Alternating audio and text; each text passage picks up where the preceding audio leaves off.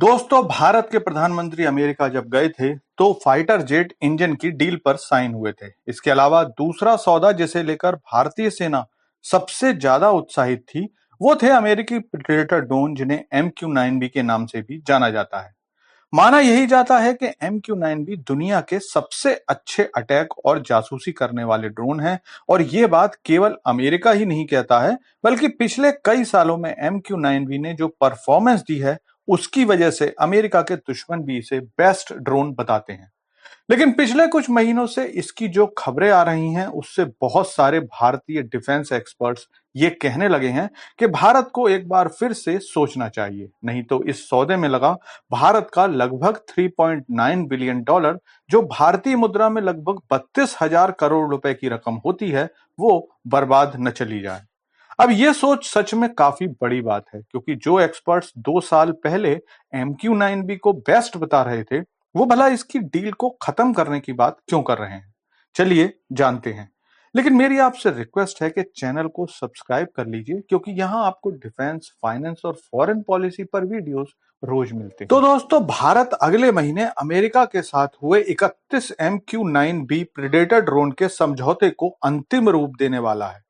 इस सौदे की इतनी बड़ी रकम ये बात खुद ही बताती है कि भारत के लिए ये ड्रोन कितने जरूरी हैं। भारत कुल 31 ड्रोन में से 8 ड्रोन नेवी और एयरफोर्स के लिए ले रहा है, और 15 प्रेडेटर ड्रोन थल सेना के लिए लिए जाने वाले हैं। लेकिन आज आई खबर से एक बार फिर से डिफेंस एक्सपर्ट्स परेशान हो गए हैं। दरअसल कल खबर आई थी कि भारत ने जो 2 प्रेडेटर ड्रोन 2020 में अमेरिका से हिंद महासागर की निगरानी के लिए लीज पर लिए थे, उनमें से एक ड्रोन अपना संतुलन खो बैठा। चेन्नई सेंटर से इसे कंट्रोल किया जा रहा था। उड़ान के दौरान इसे सही करने का प्रयास किया गया, लेकिन वो हो न सका, और फिर समुद्र के अंदर ही इसकी लैंडिंग करानी पड़ी, जो कि इस ड्रोन की रेपुटेशन खराब करती है। लेकिन इससे भी ज्यादा चिंता की बात यह है कि जिस अमेरिकी ड्रोन को अब तक का अजेय समझा जाता था, उसे हूती विद्रोहियों ने एक साधारण ड्रोन की तरह मार कर गिरा दिया है। और वो भी एक दो नहीं, बल्कि हूती विद्रोहियों के अनुसार उन्होंने 1 दर्जन से ज्यादा प्रेडेटर ड्रोन मार गिराए हैं। अब हालांकि पश्चिमी मीडिया भी इस बात को सच मानती है, लेकिन वो इसकी संख्या कम करके 3 या 4 ही बताती है।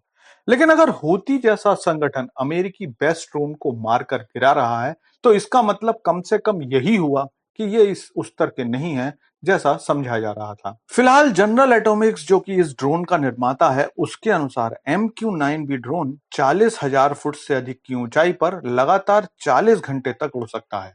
भारत जनरल एटॉमिक्स से 31 ड्रोन के सौदे के साथ ही इन ड्रोन्स पर लगाने के लिए 171 Hellfire missile, 310 GBU 39B guided bomb, navigation system, sensor suit और मोबाइल ग्राउंड कंट्रोल का भी सौदा कर चुका है। DRDO आने वाले समय में इसमें स्वदेशी short range anti ship missile भी लगाने की प्लानिंग कर रहा है। लेकिन दिक्कत यह है कि हूती जैसा संगठन, जो उस स्तर का ट्रेंड संगठन नहीं है जिस स्तर के चीन की सेना और हथियार हैं, जब वो इनको मारकर गिरा रहा है, तो क्या चीन के सामने ये ड्रोन टिक पाएंगे? और यही सोचकर भारतीय डिफेंस एक्सपर्ट्स इस सौदे को लेकर संशय में हैं। ये तो हुई वो बात जो एक्सपर्ट्स कह रहे हैं, लेकिन एक बात अभी भी ध्यान रखिए कि भले ही एक्सपर्ट्स भारत से इस सौदे पर दोबारा सोचने को कह रहे हैं, लेकिन उसके बाद भी ये सारे लोग प्रेडेटर ड्रोन की क्षमता पर किसी तरह का कोई प्रश्न नहीं उठा रहे। साथ ही भारत छोटे ड्रोन्स तो बनाने लगा है, लेकिन मेल यानी कि मीडियम एल्टीट्यूड लॉन्ग एंडोरेंस और हेल यानी कि हाई एल्टीट्यूड लॉन्ग एंडोरेंस वाले ड्रोन के मामले में आत्मनिर्भर नहीं हुआ है, और इसमें यह भी नहीं पता कि कितना समय और लगेगा।